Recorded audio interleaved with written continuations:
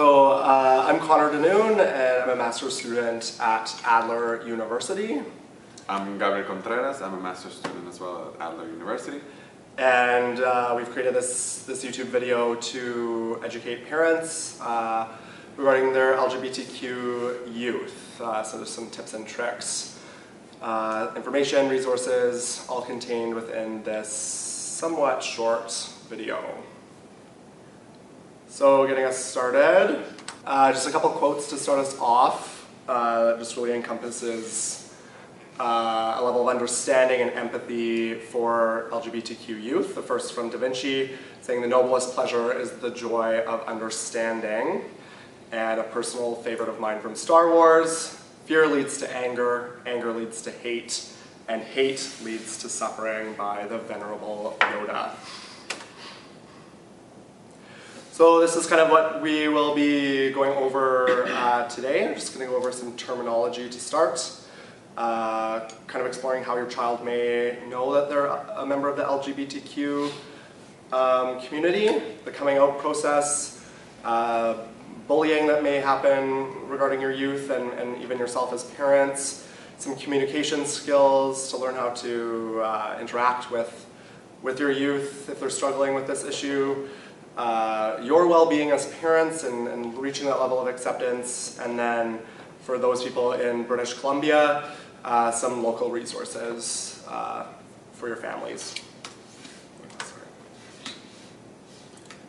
Okay, so we're going to start with some terminology. So LGBTQ, which is lesbian, gay, bisexual, transgender, and queer. Queer is just an umbrella term used for those who don't fit the above labels in group term, so it's used very broadly. Then we have questioning, which is the process of discovering one's own sexuality and or gender expression. We have two-spirited as well, with First Nations identity for those who embody both a masculine and feminine spirit. Then we have gender identity, which is a sense of being male, female, or genderqueer. Gender expression is the way people manifest the spectrum of masculinity or femininity. It's a kind of newer known term because we are talking about a lot of spectrum in this matter. Genderqueer, people who do not identify with the gender binary of male and female. Then we have cisgender, those who experience gender matches the gender they were assigned at birth. Then we have in the closet and coming out, which is private gender expression or sexuality. And coming out is sharing out your gender expression or sexuality to others. And ally, those who support and stand up for the LGBTQ rights. So this is a helpful infographic to kind of dissect the different spectrums in which we human beings live in. You can do a quick Google, it's called a genderbread person. So we have gender identity, how you identify with your gender, the spectrum being from woman to man, and genderqueer in the middle. Then we have gender expression, which is how you would present yourself to the world. So we have more of a feminine expression, masculine, and anywhere in the middle. Then you have your biological sex, which is what the gender in which you were born and assigned to. So female to male and intersex in the middle. And then we have sexual orientation, the sexual orientation spectrum, which goes from heterosexual to homosexual and anything, and any combination of anything in the middle. So apart from the known words we have already mentioned, we have some not so great words. Homo, queer, fag or faggot, dyke, hermaphrodite, and tranny are some of the words that are used for to bully LGBTQ youth or adults that are not necessarily very kind. And yeah, just a quick note, some of these words are what's called in-group terms. So words like queer and faggot and dyke have kind of been reclaimed by the LGBTQ community. And the reason they're called in-group terms is because, generally speaking, you have to be a member of the group in order to use these terms because they don't carry as much hate or power as they have in the past by the heterosexual, heteronormative society placing them upon the LGBTQ community. Yeah. Something else important to notice about some of these words, for example, ally is not a word that a cisgender or heterosexual person can apply to themselves. It is something that someone from the community has entitled you to use. So, what makes a person LGBTQ? Well, the truth is no one really knows. Naturally occurring variations occur all throughout nature, from hair color to eye color to the size of your teeth, and I'm talking the whole biological spectrum here. So sexuality is just kind of another one of those variations. It's developed from a number of influences before, during, and after birth. There's genetic, hormonal, emotional, nutritional, and environmental factors that all play into making up a person's sexual orientation. It's not a state of mind, so research has definitely proven that it is not a choice, and you cannot act gay, lesbian, trans, or bisexual. So it's a state of being, which is self-evident. It's a part of us, whether people choose to accept it or not.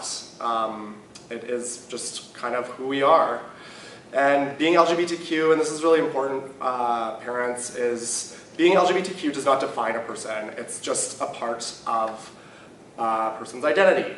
How they incorporate this identity into their life is completely up to them. Some people kind of dive right into the community and really take that upon themselves as a primary aspect of their identity, and other people it's just kind of an aspect of who they are. But it's, at the end of the day, it's up to the person, up to your child, to kind of explore and figure out how they want to incorporate their sexuality into their identity. So, how does my child know, or your child? It's important to remember that when we were growing up, we had, at some point in our development, we thought, oh, we had a first crush. It was probably a classmate, a teammate, or even a teacher. How did you feel when that happened? Was there a strange warmth in your stomach whenever they walked by? Maybe your heart pounded or you stuttered whenever they were near? What about daydreams? Did you daydream about your crush? Attraction is instinctive. It's not logical, it's not reason. You don't say, oh, I'm attracted to this person just because. You feel it. We are drawn to the physical, emotional, erotic, spiritual, or romantic attributes of another person, or most likely a combination of these aspects. As Connor said before, it's not a choice. This is something that happens. The only choice we have here is to whether live openly or congruently with who we are. Past heterosexual or cisgender experiences may or may not align with their current identity, conditioned from birth to uphold traditional female to male coupling patterns of society. And there's no surprise that most who can live like the majority, they try. It's something depending on your culture, your background, your family, and your society's point of view. But as we all know, childhood and adolescence is a time of experimenting. True, but sexuality and gender expression is not something as similar to dyeing your hair. It's totally different. And when your child is ready to identify and come out, chances are they are very vulnerable and authentic in their decision. So coming out, the coming out process is kind of that process of self-discovery, and it's really unique for every person. People can go through quite lengthy and curious phases in regards to their sexuality and coming out before fully understanding themselves and perhaps their gender identity. And all in all, the process is just really unique to every individual, and there's no right or wrong way to go about it. There's no quick way, there's no lengthy way. It's a very, very unique process for every LGBTQ person. So a little little joke comic here. It's a tomato, and you know the whole thing about tomato being fruit vegetable. So this is kind of the tomato coming out as a fruit, not as a vegetable. So coming out can happen at any age. Some children know when they are very young, while others go into adulthood without actually being accepting of themselves and coming out to others. When that's happening, your child may feel worried, scared, confused, and they may not know where to go for answers. Understanding who they are can bring them relief, peace of mind, and joy. So it's very critical for them to figure it out themselves without people going on about it. Usually it's not a one-time event. It recurs with relationships, friends, workplace environment, social contact, so it's an ongoing process that lasts a lifetime. Positive experiences will empower them to face future challenges, so it's important to keep that in mind. Maybe they may be ready to accept who they are, but unready to deal with the potential negative fallout, so loss and change in relationships, navigating prejudice and negative attitudes, bullying, harassment, and then identity formation is quite a process as well. At some point they may wonder if something is wrong with them, more so when they're in a young age and figure things out. And adolescents who are struggling sometimes use drugs, alcohol, the internet, video games, or television to escape confusing thoughts and feelings, and be aware of that as well. So you as parents might be wondering, why do they have to tell me? Well, people come out for a lot of different reasons. Emotional support, they can no longer pretend. Maybe they're in danger of physical harm, their safety is threatened. But most likely your children probably just want to be honest with you. It likely took them a long time to understand their sexual orientation, and telling you is just kind of that outward acknowledgement of their inward reality. And coming out is also a really important piece regarding that self-acceptance for your child, their internal sense of self-acceptance and self-worth. Believe me, they don't want to hurt you. They've imagined your reaction in a multitude of ways and played it out in their mind of how it could go, what could go wrong, worst, best case scenario, and whatnot. And ultimately, most children believe that their parents will react negatively to this news. But I think the biggest piece to hang on to in terms of your children coming out is that it indicates that they're ready to move forward in their life, and they want you to be a part of it. I know that a lot of children and clients that I've seen, that's their biggest piece of coming out. They want to be honest, and they want you to be a part of all aspects of their life moving forward. So you as a parent have suspicions. You can make it easier for them to see you as a supportive piece in their life. So communicate support indirectly by doing positive comments on the LGBTQ community, to a friend or coworker, inclusive language. Asking isn't always the best idea. You don't know where they are with their own acceptance. Forces them into an emotional intense situation. In my case, my parents never asked. They just talked it about among themselves and waited for me to be ready to come out to them. So it's very important to not force them into telling you or asking them just because you wanted to know. If you do, communicate love and support, and it's okay if they are unsure. But that's one of the last resorts you want to address with your children. So some thoughts that your child might have in terms of coming out and acquiring this identity formation within the LGBTQ community. So for youth or younger children in that adolescent phase, probably thinking like, how will they react? Will they be angry? Will my parents cry? Will they yell at me? Will my parents stop loving me?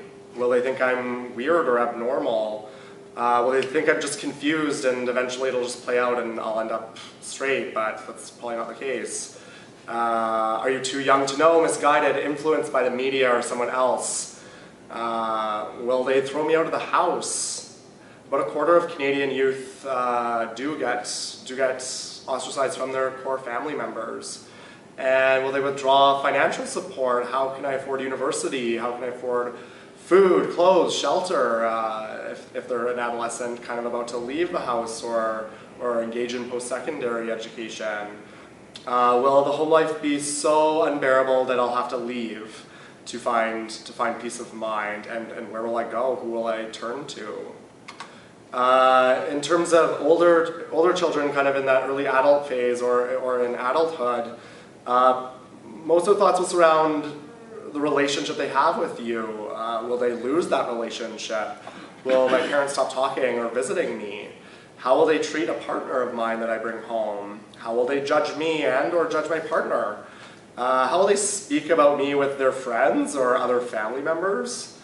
And will they blame themselves? Most children really want to protect their parents, and can be part of why it may take them a bit longer to come out, is they're ultimately trying to protect you and the social interactions that you have in your life. When it comes to a child or a youth coming out to their parents, there are three paths for the parents to take.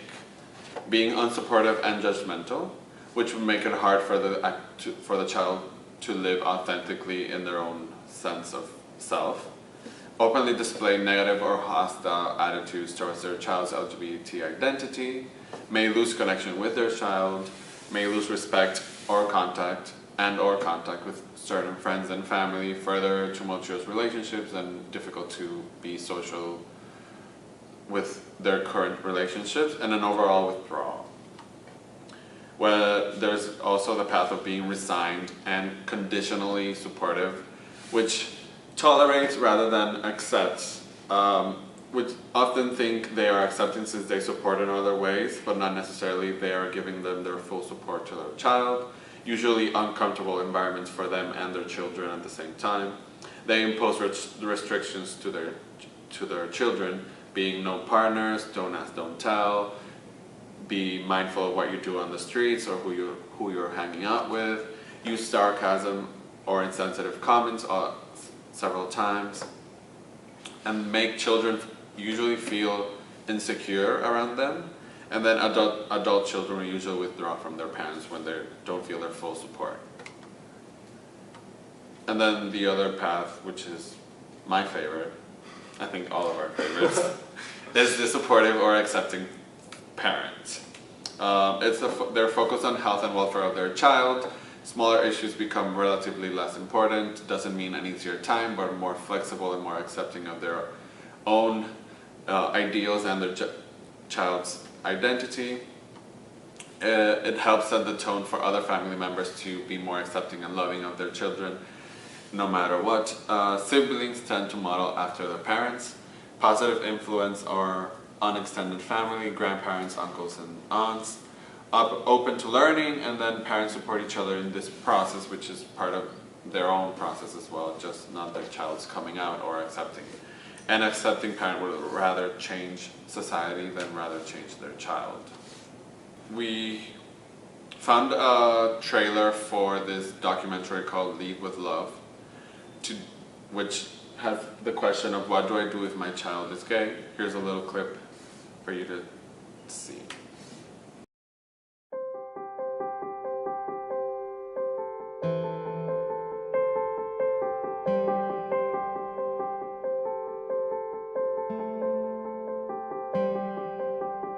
He just blurted it out. He just said, "I'm gay." I wasn't just crying for him, I was crying for me. It hit me like a big slap in the face. Sorry. I kind of like started thinking, oh, why me? Why my child? You know. I regret getting mad at him. When parents reject kids, we see then an academic spiral. We see the disconnect socially with school. I took that pain and turned it into kind of an angsty teenager. You know, I would want to go out with friends, but really I was going to sneak into the clubs. Knowing that my dad wasn't gonna accept me, knowing that my mom was like rejecting me, like I was really sad. Sometimes suicide seems like an option. When parents reject their kids for being gay or lesbian, we see that those kids are at increased risk for substance use, suicide, low self-esteem, and depression. When I realized that either my son was going to be gay or my son was going to be dad, it just clicked. All you need is your parents to love you. The good news is that you don't have to be in this right, perfect place with all this acceptance and all this peace to do the right thing for your child.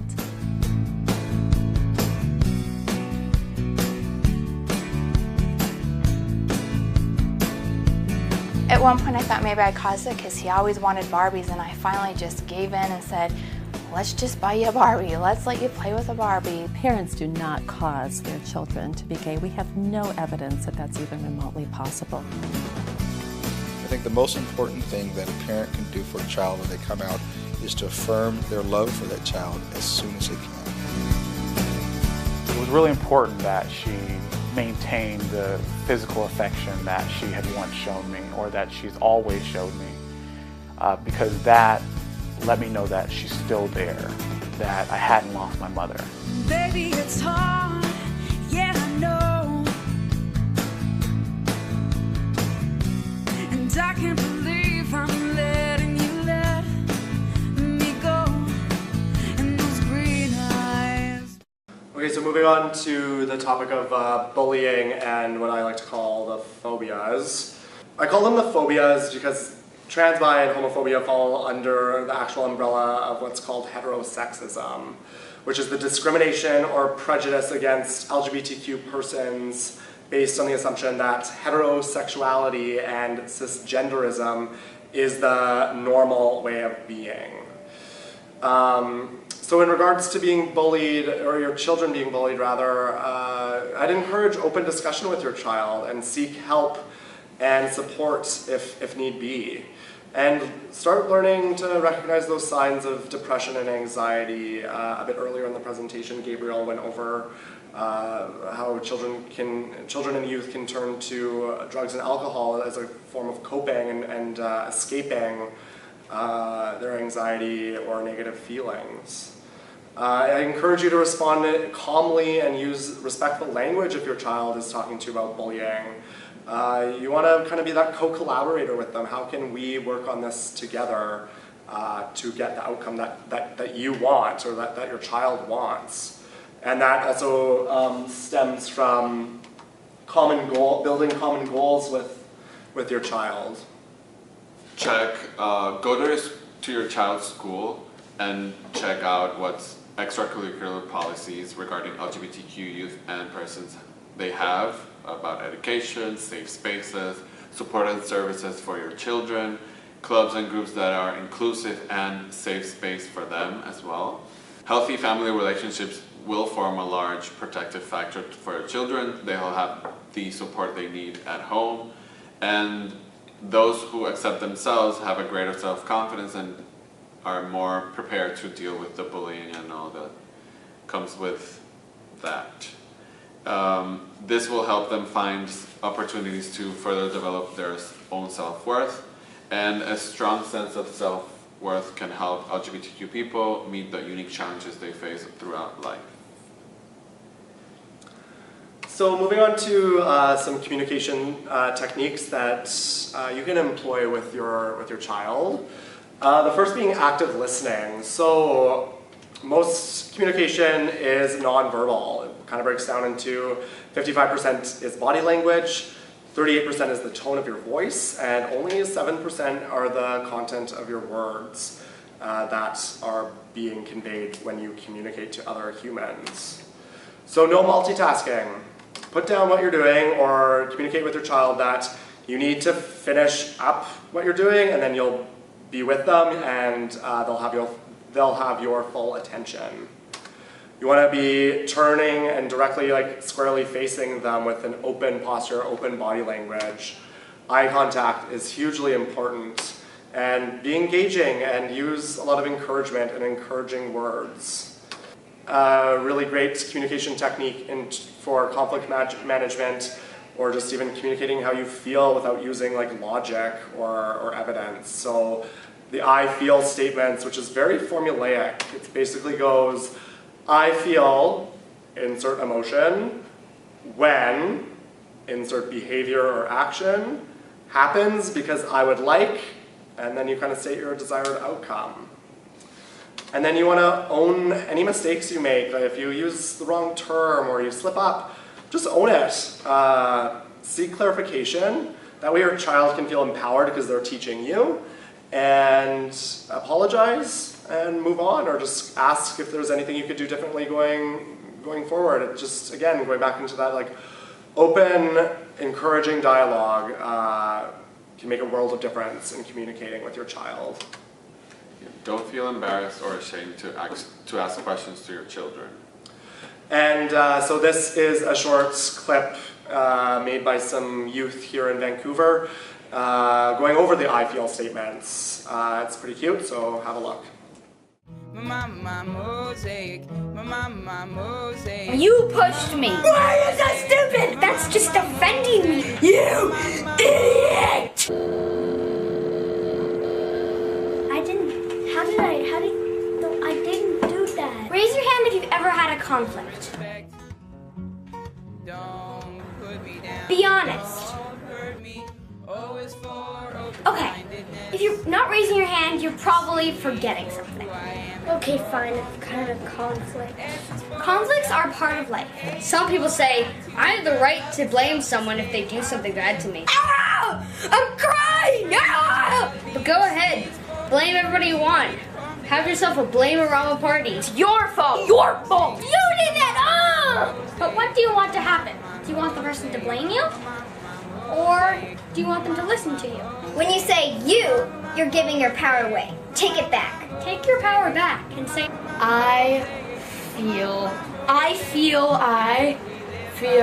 frustrated, sad, really upset when I get into arguments with my brother, when I get left out, when I get pushed off to the side because I need space, peace, safety, and understanding.